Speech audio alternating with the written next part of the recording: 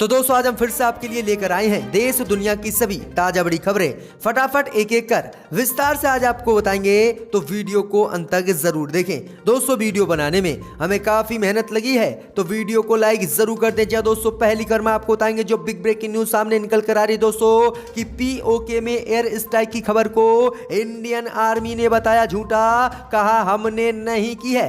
PoK में कोई भी गोलाबारी, मीडिया ने चलाई है झूठी खबर। जी हां दोस्तों, पोल खुल गई है गोदी मीडिया और बीजेपी की झूठी खबरें चलाई जा रही हैं देश में। तो वहीं आपको बताएंगे कि देश में बनकर तैयार हुआ नागरिकता संशोधन कानून और एनपीआर जल्द ही मोदी सरकार करने वाली है देश में लागू। तो वहीं आपको बताएंगे कि बिहार में एआईएमआईएम और माले के जीतने पर बोले बीजेपी सांसद गिरिराज सिंह, ये है बिहार के लिए खतरा, इनके जीतने से किसानों में है डर का माहौल। तो वहीं आपको बताएंगे कि पैगंबर मोहम्मद साहब के विवादित कार्टून को लेकर जैश ए मोहम्मद ने फ्रांस के राष्ट्रपति को दी जान से मारने की धमकी, कहा अगला निशाना तुम जैसे काफिर। तो वहीं आपको बताएंगे कि बिहार में बीजेपी जेडीयू को लगा झटका, 72 घंटे ही मंत्री रह पाए मेवालाल, दे दिया शिक्षा मंत्री पद से इस्तीफा। तो वहीं आपको बताएंगे कि राहुल गांधी ने गिरती जीडीपी और बढ़ते कोरोना को लेकर मोदी पर बोला हमला, कहा दुनिया में बढ़ रही है जीडीपी लेकिन भारत में बढ़ रहा है कोरोना। तो वहीं आपको बताएंगे कि हवाई अड्डे रेलवे बेचने को लेकर सीएम भूपेश बघेल ने बीजेपी पर बोला हमला, कहा इनके बाप दादा के दहेज में मिले हैं हवाई अड्डे रेलवे जो बेच रहे हैं मोदी। तो सभी खबरों को दोस्तों एक एक कर आपको बताएंगे, तो वीडियो को लाइक जरूर कर दें। इसी बीच पर तो दोस्तों पहली खबर जो बिग ब्रेकिंग न्यूज सामने निकल कर आ रही दोस्तों कि पीओके में एयर स्ट्राइक की खबर को इंडियन आर्मी ने नकारा, मोदी और गोदी मीडिया की खुली पोल चला दी फर्जी खबर। जी दोस्तों आपको बता दें ये बड़ी खबर सामने निकल कर आ रही दोस्तों कि गोदी मीडिया लगातार खबर चला रही है कि पाकिस्तान में भारत की तरफ से एक और स्ट्राइक भारतीय आर्मी ने की है।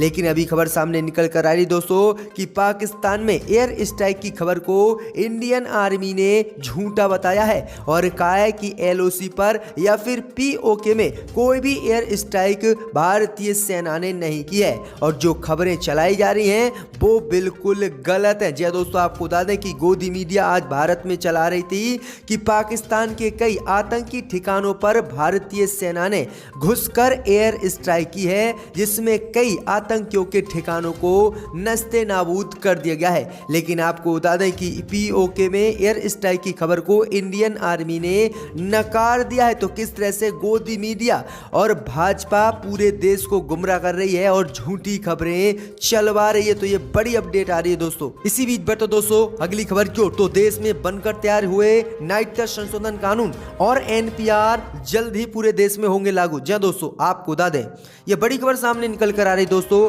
कि भारत में नागरिकता संशोधन कानून एनपीआर एनआरसी को लेकर व्यापक विरोध प्रदर्शन हुए, कई जगह तो दंगे हुए और लोगों की जान गई। इस बीच खबर सामने निकल कर आ रही दोस्तों कि राष्ट्रीय जनसंख्या रजिस्टर और एनआरसी बनकर तैयार हो गए हैं और इन्हें अंतिम रूप दिया जा रहा है। उम्मीद जताई जा रही है जल्द ही मोदी सरकार नागरिकता संशोधन कानून और एनपीआर को लागू देश में करने वाली है और इसकी जानकारी मोदी सरकार के बड़े अधिकारियों ने दी है। उन्होंने बताया है कि एनपीआर और सीएए कानून बनकर तैयार हो गए हैं, इनके नियम भी बन गए हैं और इन्हें अंतिम रूप अभी दिया जा रहा है और अंतिम रूप देने के बाद पूरे देश में कोरोना खत्म होने के बाद तुरंत ही इन्हें लागू कर दिया जाएगा। तो ये बड़ी अपडेट आ रही है कि लॉकडाउन में ही मोदी सरकार ने नागरिकता संशोधन कानून और एनआरसी के नियम बनाकर कानून को तैयार कर लिया है पूरे देश में लागू करने के लिए। इसी बीच बट दोस्तों अगली खबर तो बीजेपी सांसद गिरिराज सिंह ने बोला एआईएमआईएम और माले पर हमला,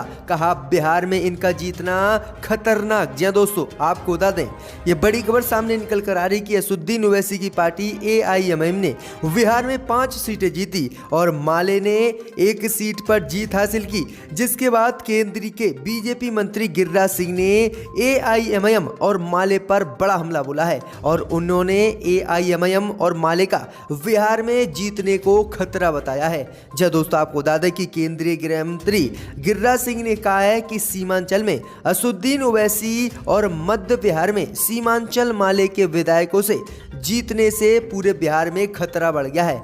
इसने सामाजिक समरसता, विश्वसनीयता का संकट बिहार में पैदा कर दिया है। इन्होंने कहा है कि असदुद्दीन ओवैसी का बिहार में जीतना लोकतंत्र के लिए खतरा है, तो वहीं मध्य बिहार में माले के विधायकों के जीतने से किसानों को खतरा है। इसलिए इनसे सतर्कता बरतनी होगी और इन पर नकेल कसना होगा और इन्हें बिहार से बाहर निकालना होगा। तो असदुद्दीन ओवैसी को बाहर निकालने की बीजेपी सांसद गिरिराज सिंह ने बात कर दी है।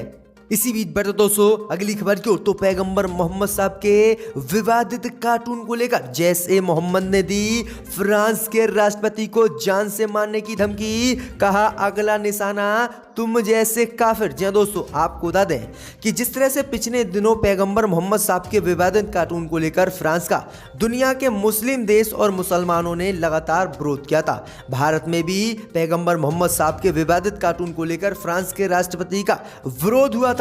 इसी बीच खबर सामने निकल कर आ रही दोस्तों कि जैश-ए मोहम्मद ने आतंकी संगठन ने फ्रांस के राष्ट्रपति इमैनुअल मैक्रोन को सीधी जान से मारने की धमकी दी है और कहा कि अगला टारगेट तुम जैसे काफिर हैं और तुम बचकर रहो, अब हम तुम पर हमला करने वाले हैं। यानी जैश-ए मोहम्मद ने सीधी चेतावनी दे दी है कि फ्रांस के राष्ट्रपति को पैगंबर मोहम्मद साहब पर विवादित कार्टून करने के मामले में जान से मारेगा जैश-ए मोहम्मद। जिसके बाद इमैनुअल मैक्रोन की फ्रांस में सुरक्षा बढ़ा दी गई है। तो ये बड़ी आ रही है दोस्तों खबर। इसी बीच बढ़ते दोस्तों अगली खबर की ओर। तो 72 घंटे ही रह पाए बिहार में नीतीश के मंत्री, देना पड़ गया इस्तीफा, जेडीयू बीजेपी को झटका। जी दोस्तों, आपको बता दें कि बिहार में नई सरकार मुख्यमंत्री नीतीश कुमार के नेतृत्व में बनी है, लेकिन विवादों से दामन अब भी नहीं छूट रहा है। नई सरकार में शिक्षा मंत्री बने डॉक्टर मेवालाल चौधरी ने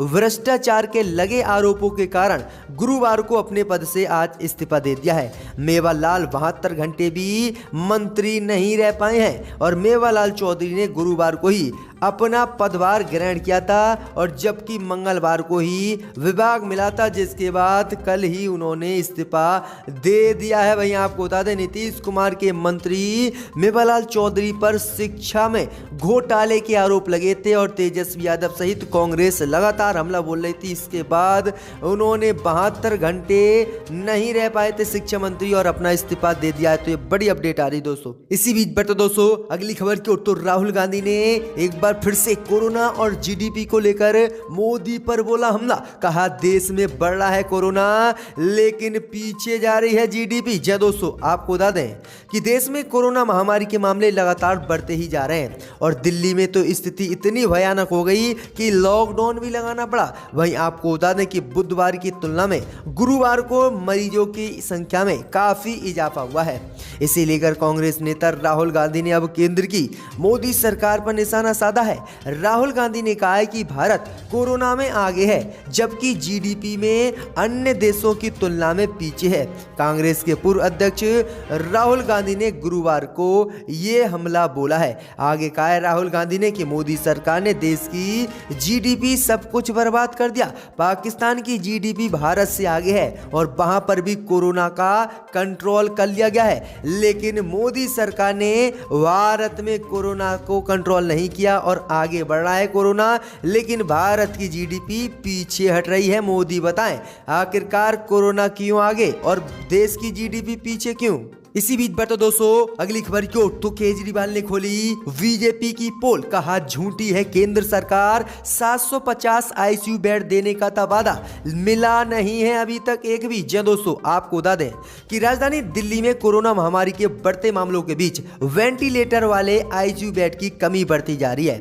अधिकारी आंकड़ों के अनुसार दिल्ली में करीब 60 अस्पतालों में वेंटिलेटर वाले आईसीयू बेड नहीं है। इधर राष्ट्रीय राजधानी की सत्ता पर काबिज आम आदमी पार्टी ने वेंटिलेटर के मुद्दे पर केंद्र की मोदी सरकार को निशाने पर लेते हुए झूठा बताया है।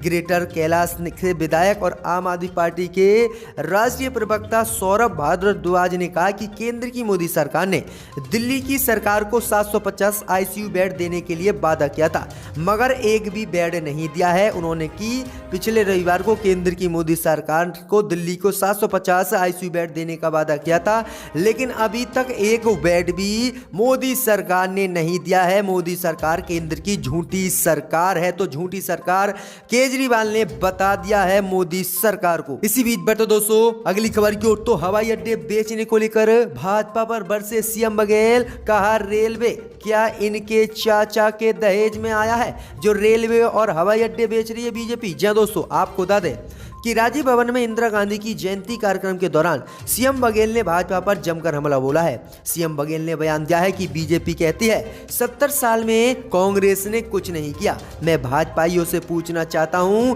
कि जिस हवाई अड्डे को ये बेच रहे हैं क्या ये इनके दादा ने बनवाया है। रेलवे बेच रहे हैं क्या इनके ये चाचा के दहेज में आया है। आगे सीएम भूपेश बघेल ने कहा कि कोई भी भाजपा का नेता अमेरिका के खिलाफ आज बोल नहीं सकता। अगर वो कहते हैं बैठ जाओ तो भाजपाई लेट जाते हैं। सीएम बघेल ने कहा कि इंदिरा गांधी दुनिया की धमकियों के सामने कभी नहीं झुकी। ये बड़ी अपडेट आ रही है, बड़ा हमला बोल दिया है सीएम बघेल ने।